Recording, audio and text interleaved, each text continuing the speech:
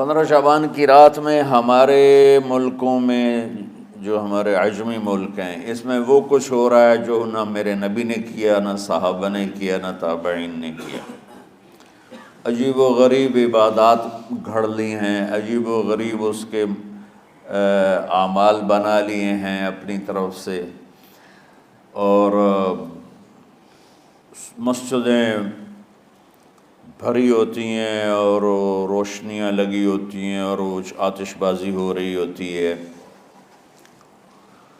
میرے نبی نے اس رات کی فضیلت بتائی، عمل کوئی نہیں بتایا۔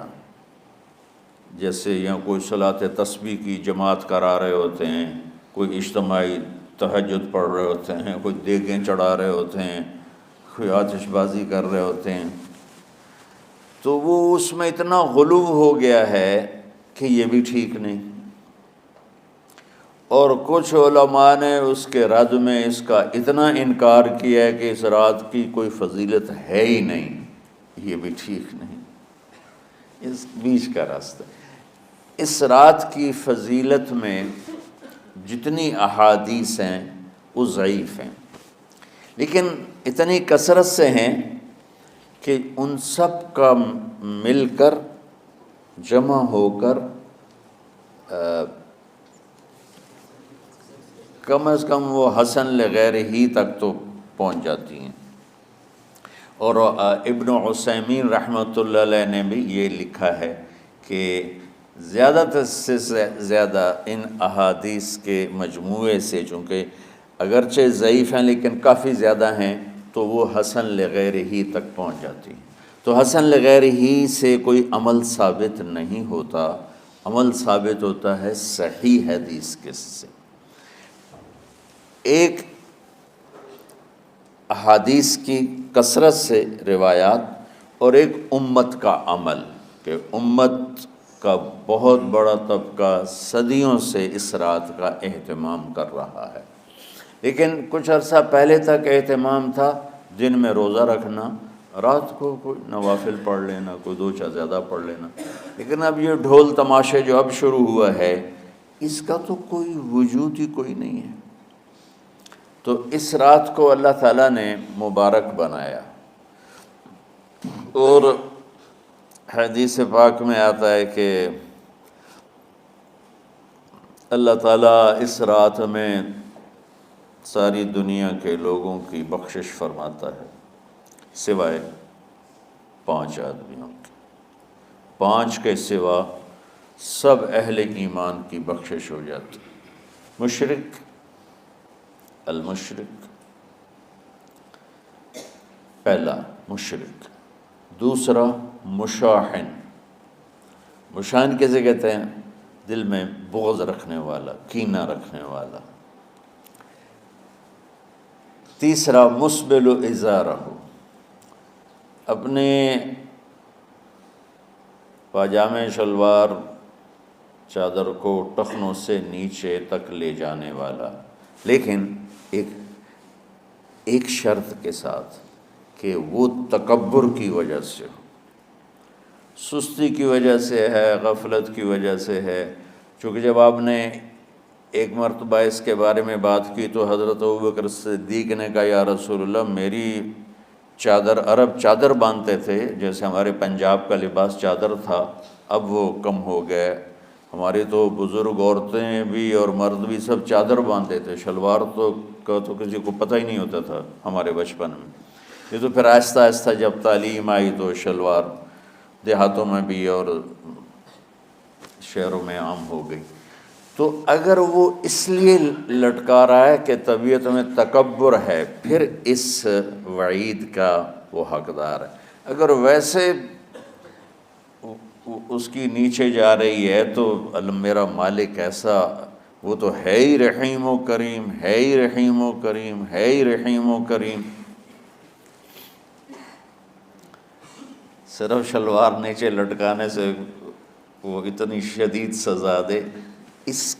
اگر اس کے پیچھے تکبر ہے، پھر ہے یہ، تکبر نہیں ہے تو انشاءاللہ وہ اس سے محفوظ ہوگا۔ تو اپنی چادر کو لٹکانے والا، لیکن بشرط تکبر، کتنے ہو گئے؟ عاق لوالدیہ، ماں باپ کا نافرمان، نافرمان ایسا کہ دکھ دینے والا۔ چھوٹی موٹی اونچ نیچ تو ہر بچے سے ہو جاتی ہے، نہیں، جن نے والدین کو ٹکڑے ٹکڑے کر دیا ہو اور ان کو دکھ دے دے دے دے کے ان کا سینہ چیر دیا ہو، چونکہ عاق کہتے ہیں پرزے پرزے کرنا کسی چیز کو، تو اپنے دکھ دے کر اپنی بدتمیزی کے ساتھ اس نے ماں باپ کا دل زخمی کر دیا ہو، ایک یہ نہیں معاف ہوتا۔ پانچواں، مدمن خمر، مسلسل شراب پینے والا، مستقل جو شراب کا عادی ہو، ان پانچ کو مؤخر کر دیا جاتا ہے۔ معافی نہیں ہونے کا مطلب یہ نہیں کہ اللہ تعالیٰ کبھی معاف نہیں کرے گا، معافی نہ ہونے کا مطلب یہ ہے کہ یہ پانچ ایسے گناہ ہیں کہ اس کی وجہ سے بخشش رک جاتی ہے۔ اگر وہ شرک سے نکل آئے، وہ کینہ سے نکل آئے، وہ تکبر سے نکل آئے، وہ والدین کی نافرمانی سے نکل آئے، شراب چھوڑ دے، تو ان کی بھی بخشش ہو جاتی۔ جب کوئی توبہ کرے گا فوراً بخشش ہو جائے گی، نہ 15 شعبان کی ضرورت ہے، نہ لیلۃ القدر کی ضرورت ہے، نہ بیت اللہ جانے کے ساتھ توبہ کی شرط ہے۔ جہاں بھی وہ بیٹھ کے توبہ کرے گا، جس لمحے میں کرے گا، اسی وقت اس کی توبہ قبول ہوگی اور اللہ اس کے پچھلے سارے گناہوں کو معاف فرما دے گا۔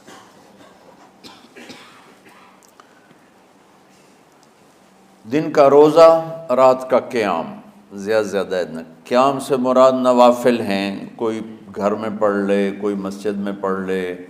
نوافل، نفلی عبادات گھر میں ہی افضل ہوتی ہیں۔ میرے نبی سنتیں ہمیشہ گھر سے پڑھ کے آتے تھے، تہجد اپنے گھر میں پڑھتے تھے، مسجد میں نہیں پڑھتے تھے، سوائے اعتکاف کے آپ اپنے نوافل سنتیں سب گھر میں پڑھتے تھے، اور مسجد میں صرف فرض آ کے ادا فرماتے تھے، اور اس کے بعد بیٹھنا ہوتا تھا تو بیٹھ جاتے تھے، اٹھنا ہوتا تھا تو اٹھ جاتے تھے۔ تو اعتدال اللہ کو ہر چیز میں پسند ہے۔ دنیا جو مختصر ہے اس میں کیسے پسند نہیں ہوگا؟ آخرت جیسے معاملے میں بھی اللہ ہم سے کہہ رہا ہے اعتدال، امتاً وسطا۔ ایسے عیسائیوں کی طرح ترک دنیا بھی نہ کرو، یہودیوں کی طرح دنیا کے پیچھے نہ پڑ جاؤ، رزق حلال بھی کماؤ، اپنے بچوں کو بھی دیکھو، اپنے